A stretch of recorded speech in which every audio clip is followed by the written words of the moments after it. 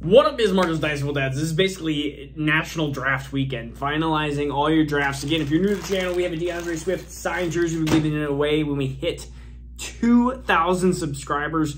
I have 1, 2, 3, 4, 5, 6, 7 different advice tips here that I think are going to help you again with your Dynasty draft, your redraft.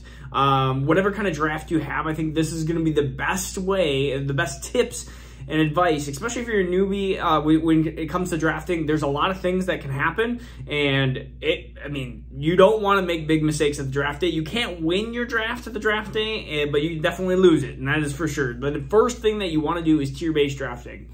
Tier-based drafting means that if you have a group of players, let's say 1 through 4 that are in a tier, and then you have 5 through 8 that are in a tier, and let's say it's the exact same for wide receivers, and you have number 4 wide receiver, and you have the number 5 running back. So you have a tier 1 wide receiver, tier 2 running back, then you want to grab that tier 1 wide receiver. Of course, if you like that wide receiver, tier-based drafting helps determine where the breakups are in the draft. In Dynasty startups, these are extremely important. In Dynasty rookie drafts, extremely important, because you can figure out how many players are in a tier. Do I need to move up? Let's say if I have pick 8, but there's 2 guys in my tier and pick 7 is going, then I don't need to move back or move up. I don't need to take 7. Or let's just say you see only 1 great player and you want to move up that pick to make sure that you concrete get number 7 in Dynasty rookie drafts.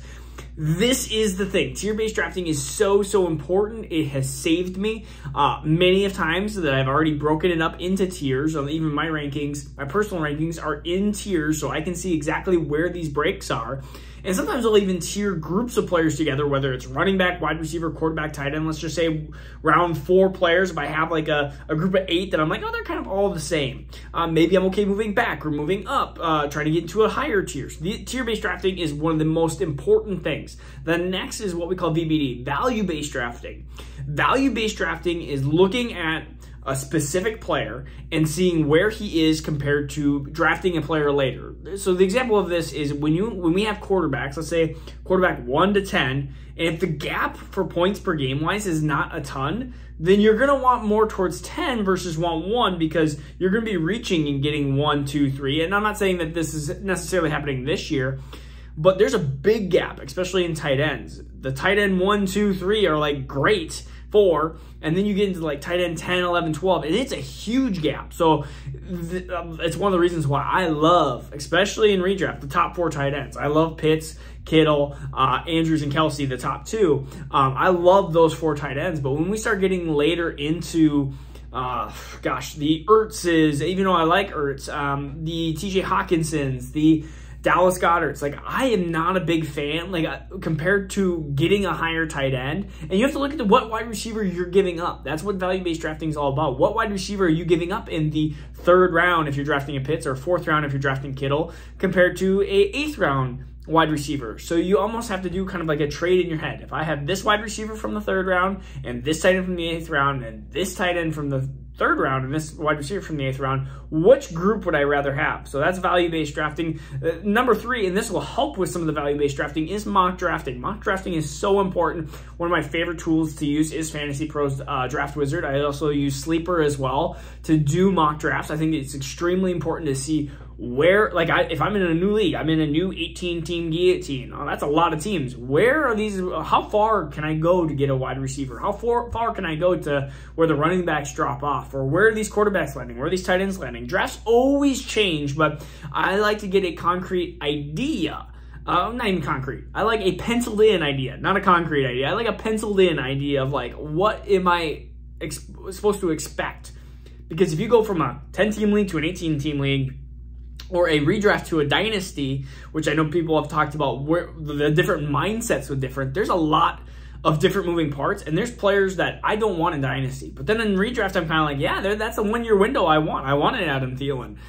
If he drops too far in redraft, I want Adam Thielen. Or, hey, I'll take a really late flyer on Julio Jones. Or I like Robert Woods. It's like there's players I like in redraft. And in dynasty, there are players that I like that are a lot younger, where maybe in redraft I don't like a Jameson Williams. I love in Dynasty a lot more than I like in redraft, because he's going to miss part of the season. So mock drafting is super important. Things that you can also do, we still have a couple more here, is listen to specific I would call them experts in their specific fields. I feel like when they get out of their fields, they get a little less concrete. I'm going to tell you about them.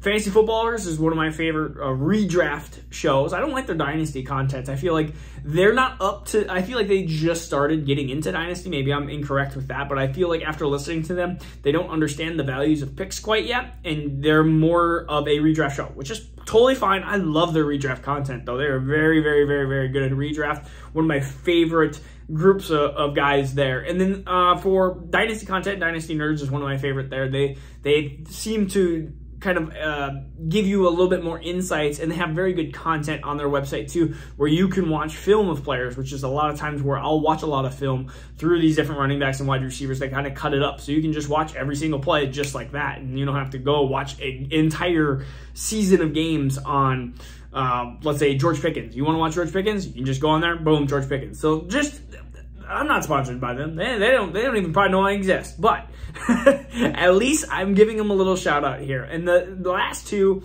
is be flexible with the draft. Always know that things are going to change. Quarterbacks may get reached way up there. The tight end that you've always wanted, let's say Pitts always falls to 302 and he gets taken 301 because somebody else wants him. Just be flexible. It is so important to be able to not, I think the calling tilt is when you make a bad thing happen, and then all of a sudden you basically compound that effect. Do not compound don't tilt. Don't all of a sudden go, oh my goodness, what am I going to do? And just reach or crazily go, oh, you know what? I need George Kittle here. You just get into panic mode. Panic mode is not good. But if you're flexible and say, okay, that's fine. He's gone. Kyle Pitts is gone. I have other plans. I have other options. I'll just take Michael Pittman, or I'll take Keenan Allen and redraft if you're in the third round, or whatever it might be. Definitely different options. And the last one is take your guy. I know that I said don't reach, but take your guy. This is, I mean, whether it's in Dynasty, whether it's in rookies, whether it's in redraft, take your guy. You can listen to all these different people say it, but it is your team. And if your guy is Dameon Pierce, who I've been arguing against for a while for where he's being drafted, but he is your guy, and you're dead set on it. And if you hit, I mean, the chances, I think, of hitting with Dameon Pierce are a lot less than like a Kenneth Walker and Breece Hall. But let's say you have 102 and you're just like, I'm doing it. Dameon Pierce is my guy. Well, then do it. Or trade back, but I mean, you have a risk of losing him, but take your guy. I mean, ultimately, it's your team. You're the one that's going to have to live with consequences. And ultimately, if you're in Dynasty too, you have multiple years to make up for that mistake too. There are plenty of moves that you can do. I've made some absolute horrible trades in my long years of Dynasty, and I've made some great trades too, where I steal Eckler right under. I mean, I traded Robbie Anderson for Austin Eckler when Austin Eckler was a nobody. When he was a nobody. I mean, he was just a complete backup at that point. I also stole Derrick Henry before his breakout. I also sold Derrick Henry too early.